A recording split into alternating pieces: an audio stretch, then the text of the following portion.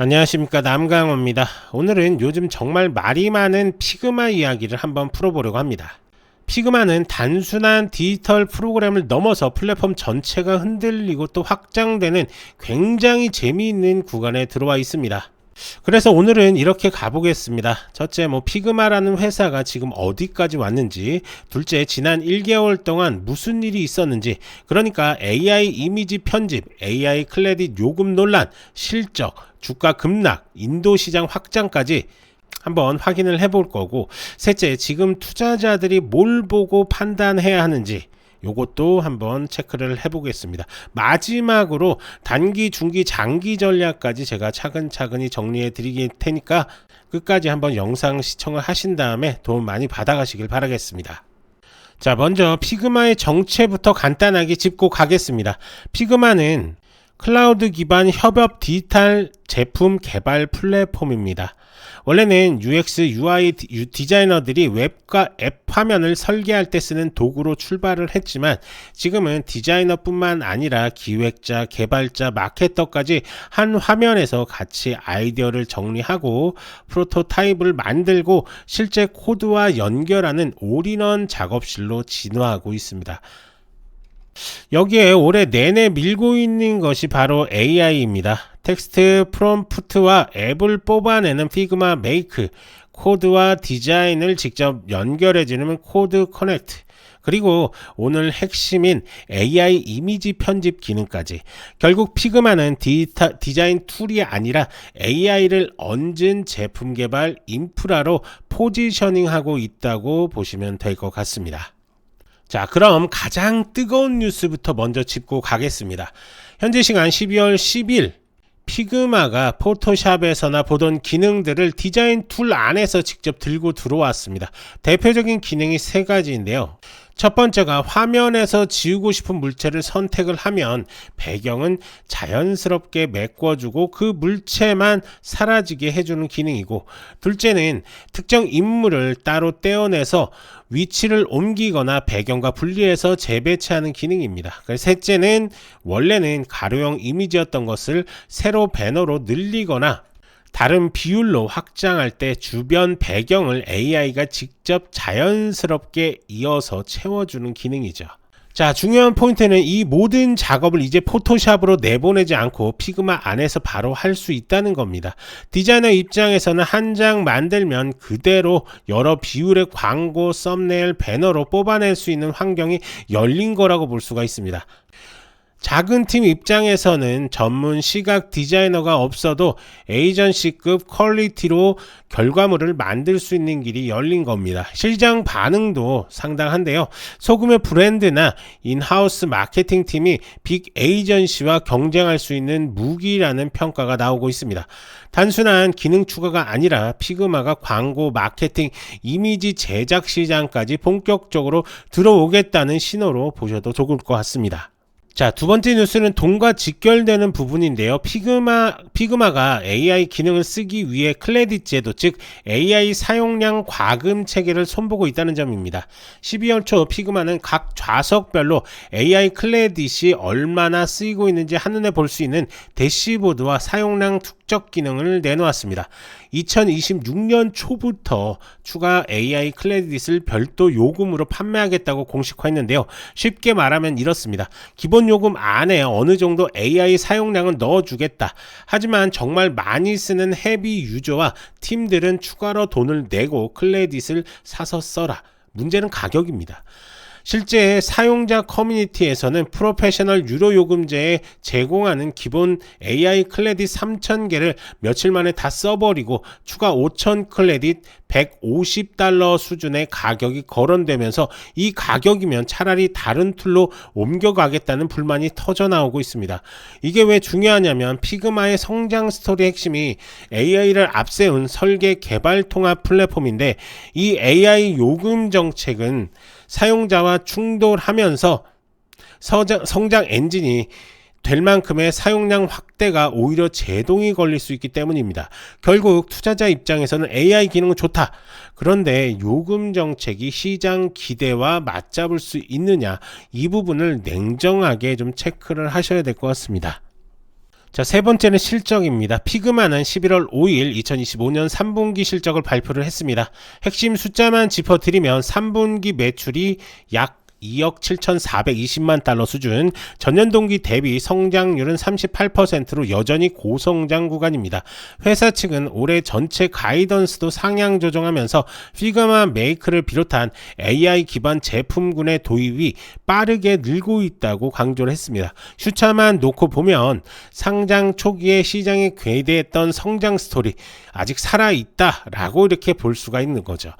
그런데 문제는 주가 흐름입니다. 좋은 실적에도 불구하고 11월 한 달 동안 피그마 주가는 약 28% 가까이 빠졌습니다. 실적이 나쁘게 나온 것도 아닌데 왜 이렇게 떨어졌을까요? 자, 11월 동안 피그마 주가가 20% 넘게 이렇게 빠진 이유는 피그마만의 펀더멘탈 문제라기보다는 시장에서 AI 관련 고성장 소프트웨어 종목들 전체를 향한 버블 아니냐라는 우려가 커졌기 때문입니다.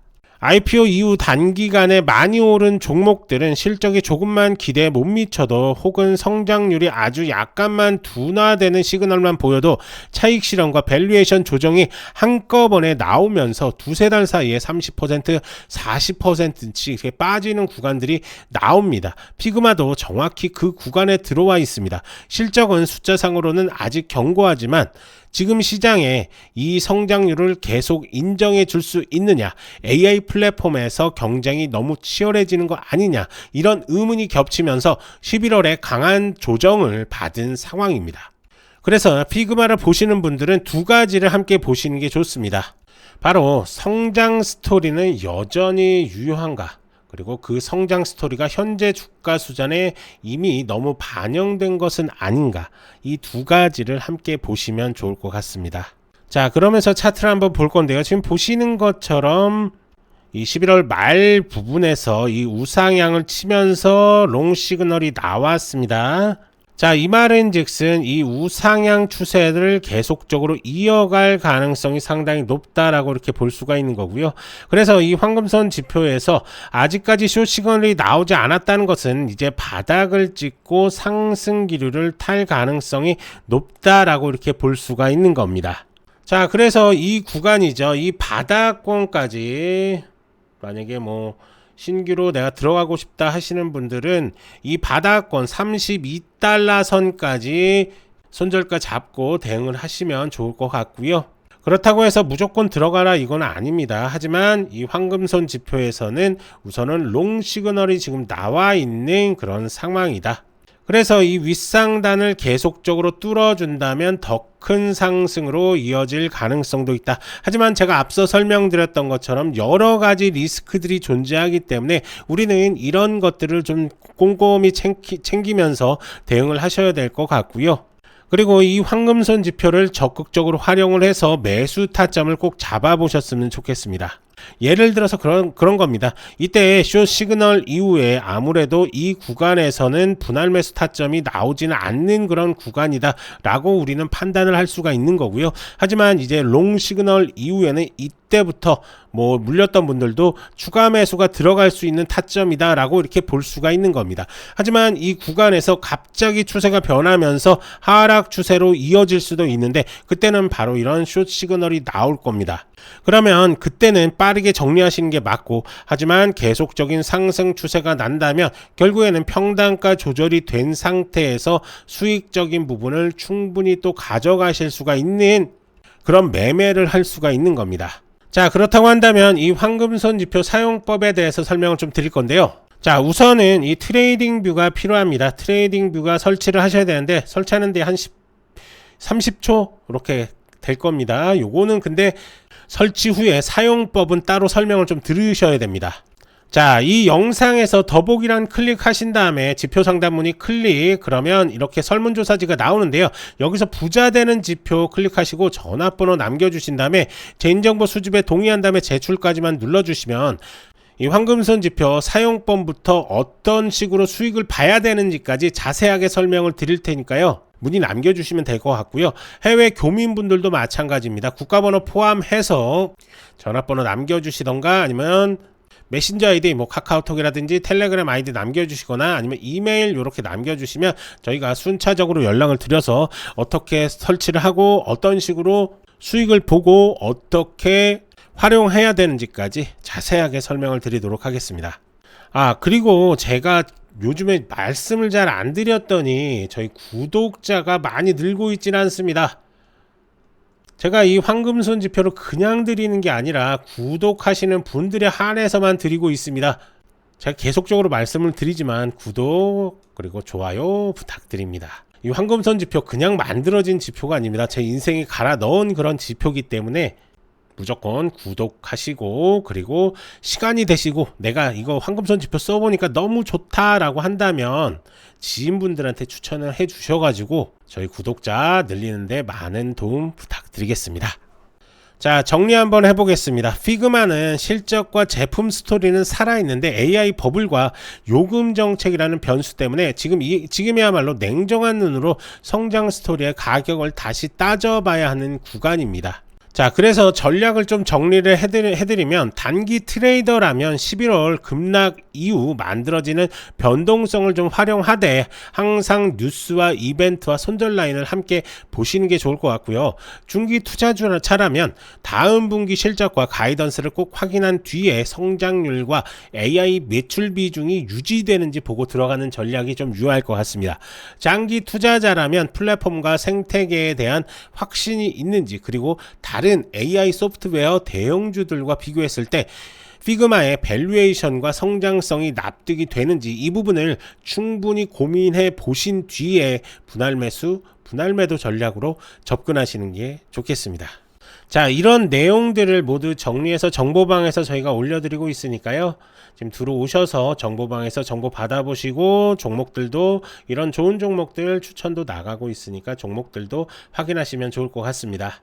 자, 오늘 영상은 여기서 마무리하려고 하는데요. 피그마의 구체적인 대응법이 궁금하신 분들도 이 더보기란에서 이렇게 문의 남겨주시면 저희가 하나하나 자세하게 도움을 드리도록 할 테니까요. 언제든지 문의 남겨주시면 됩니다. 이제 중요한 건 여러분들의 선택입니다. 뉴스, 차트, 모멘텀이 동시에 들어올 때 이걸 잡는 게 실력입니다. 좋아요, 구독 부탁드리고 문의 남겨주시면 도움 드릴 수 있는 것들 최대한으로 도움 드리겠습니다. 저는 남강호였고요. 다음 영상에서도 빠르고 정확한 정보로 다시 찾아오겠습니다. 감사합니다.